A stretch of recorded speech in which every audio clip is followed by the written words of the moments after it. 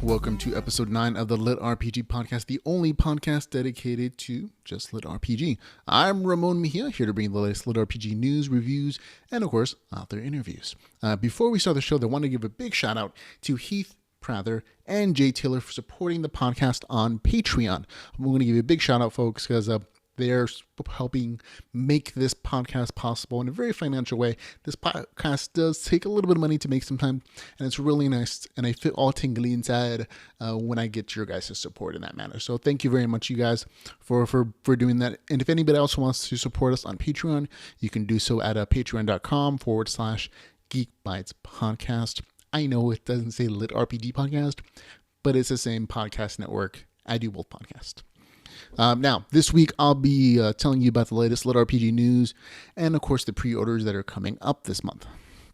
In new releases and reviews, we're going to be talking about Going Rogue, Spells, Swords, and Stealth Book 3, Alternative Reality Volume 1, Part 3, Death by Cliche, Press Start to Play, and Dungeonborn, The Divine Dungeon, Book 1.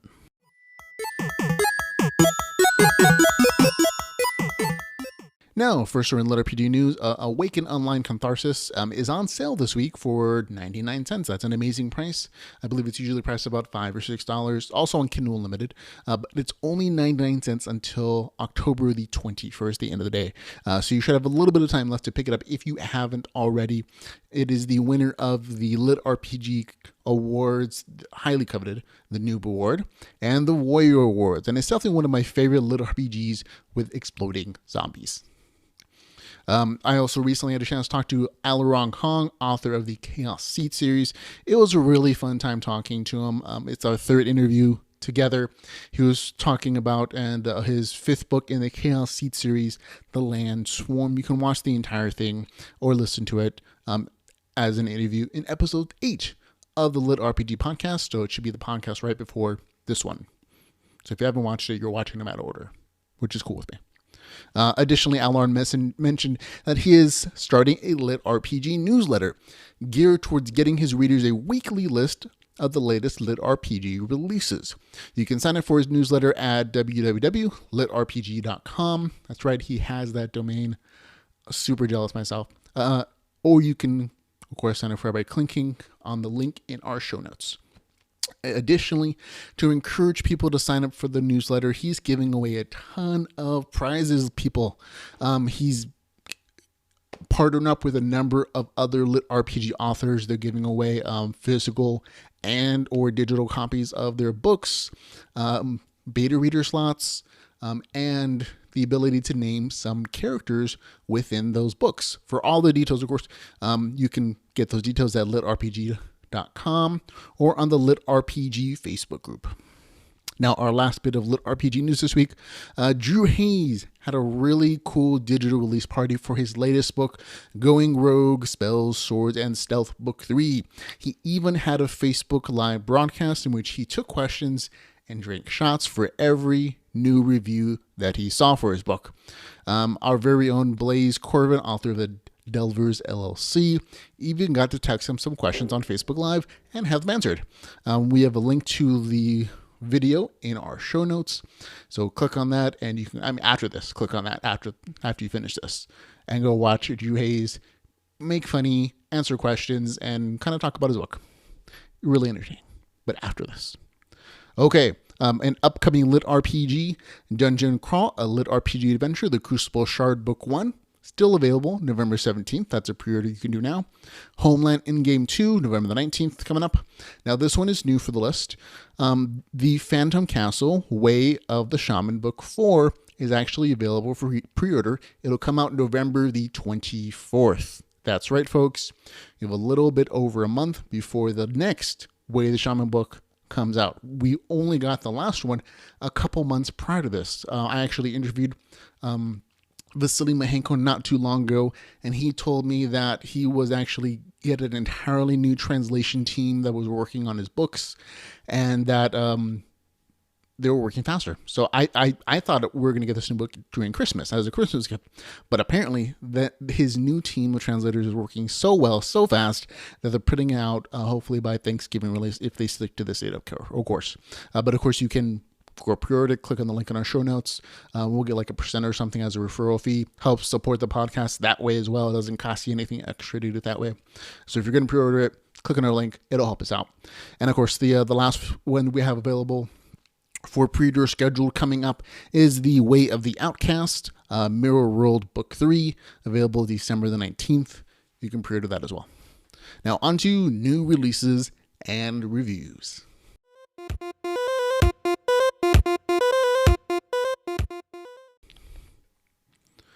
Okay, first book in new releases and reviews, Going Rogue, Spells, Swords, and Stealth, Book 3. This is the third book from Drew Hayes, and I call it the NPC series. I think it's a better name, kind of describes it better, but it's officially called Spells, Swords, and Stealth, Book 3, describing the kind of characters in the party. It's a new adventure for the team. If you've read NPCs, you probably already love this, and you might have already pre-ordered and already have this book. I love the premise of this series. It's basically that 3 ordinary NPCs in like a tabletop RPG game take the place of the PC characters, of the player characters, when they die unexpectedly because they make bad decisions. And they do the silly things that, tabletop players sometimes do. But in this, I'm not sure if it's a connected alternate reality or whatever it is, but the NPCs have to take their place or the village is going to be destroyed.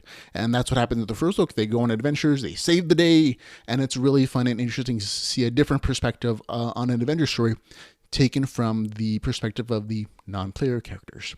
In book 2, they had further adventures, good time, adventures had by all, but it didn't really further, in my opinion, the overarching plot too much.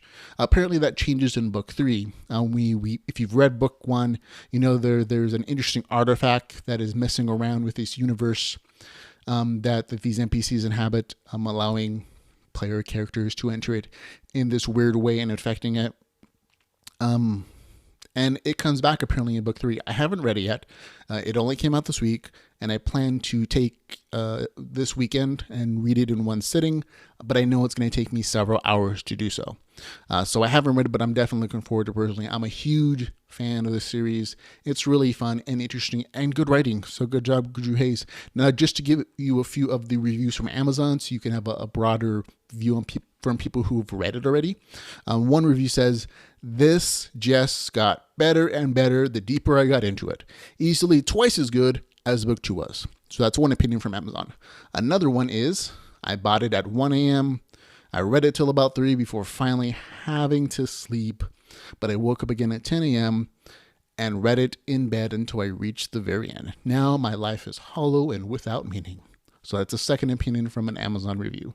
So if you want to go with that, like I said, he has tons of fans. This is a fun series.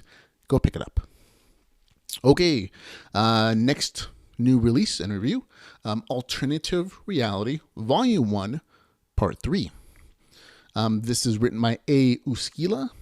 I'm never sure if I'm saying that name right, but I was always winning author credits. This is the third book in this series, and it's one of the more unique LitRPG series available. In the real life, the story's broken up in 2 parts: in the real world and in the video game world. In the real world, the main character Luke is not good looking. He has terrible social skills, and he's been pretty badly treated by the world, and he's just kind of had to take all the abuse his entire life. Now, in the video game world, the virtual reality game he plays as Whale, he can fight back. Whale is a fire-slinging warlock with the ability to raise the dead, and he's not a very nice person. He's actually kind of a jerk, and he's okay with that within that world. It's kind of an opportunity for him to vent his anger a lot, to settle the injustices he sees that have come against him, and not play by society's rules. And it creates a very interesting dynamic in that he within the video game world, he kind of takes on the role of a bad guy. even though he's not really doing bad things, the way the video game is set up is when you do things that hurt people, you get negative reputation. And if you have poor enough reputation, merchants aren't going to talk to you. You're not going to get the regular quest. But if your reputation gets low enough, you get special villain quests. And that's what happens to Whale. And so it does open up some very interesting story opportunities, and I'm really big.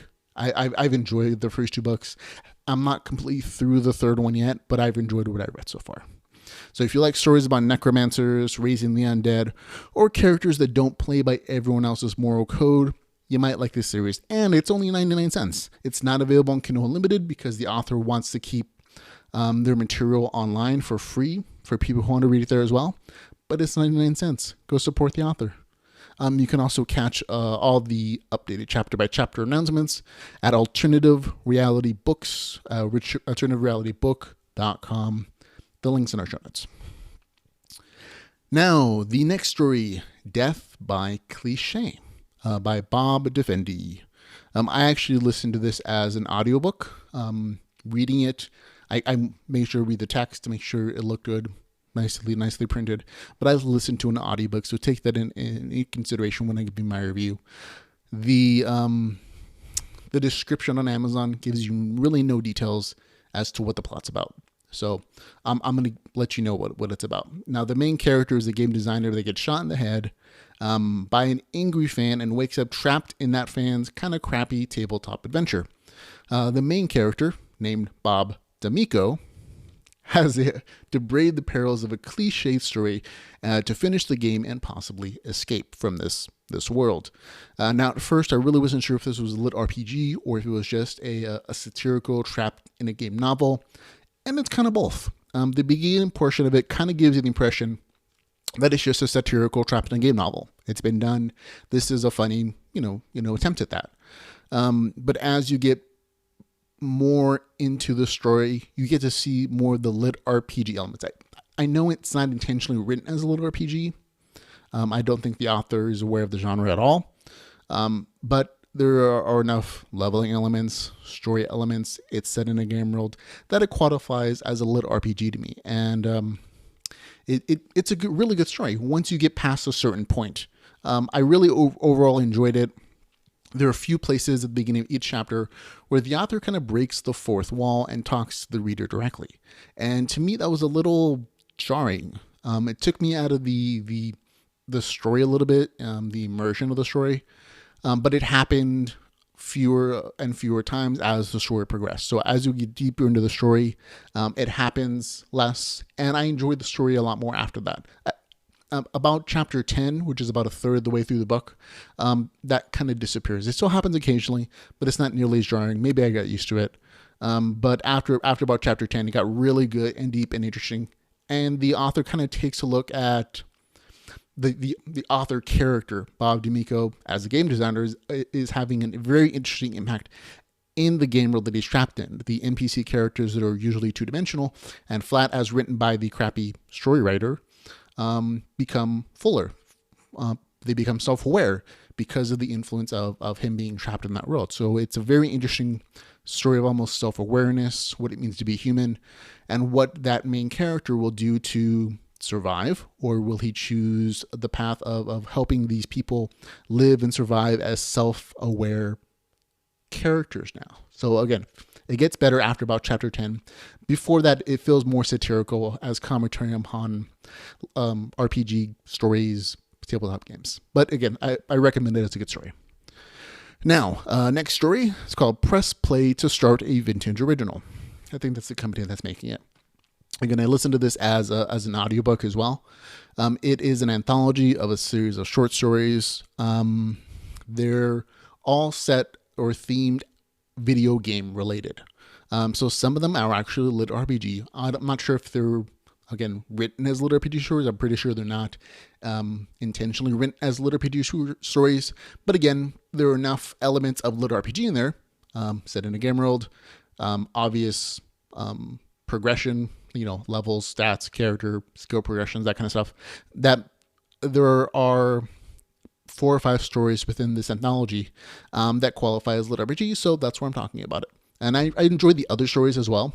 They're all video game related, which I love, but they're not all LitRPG. So keep that in mind if you pick up the book or the audiobook. Overall, again, some of the stories I liked, some of the stories I didn't. That's what you get with an anthology, a collection of short stories. Some are going to be great, some aren't. There's a foreword by Ernest Cline.